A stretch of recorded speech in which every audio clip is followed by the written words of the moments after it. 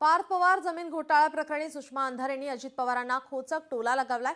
निश्चितपणे पाणी कुठेतरी मुरतंय, जागा हडप करण्याचा प्रयत्न सुरू आहे।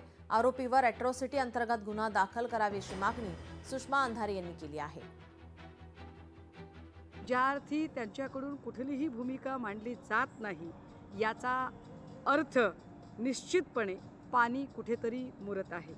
जर अशा पद्धतीने वंचित आणि उपेक्षित घटकांची जागा जर धनदांडग्यांकडून हडप केली जात असेल, तर फक्त आणि फक्त जमीन घोटाळा इतकी ही संकल्पना मर्यादित न राहता ज्या लोकांची ही जागा हडप केली गेली आहे ते सर्वच्या सर्व अनुसूचित जाती प्रवर्गातून येणारे लोक असल्या कारणाने यामध्ये अनुसूचित जाती जमाती अत्याचार प्रतिबंधक कायद्याअंतर्गत सुद्धा कलम लागत गुन्हा दाखल झाला पाहिजे।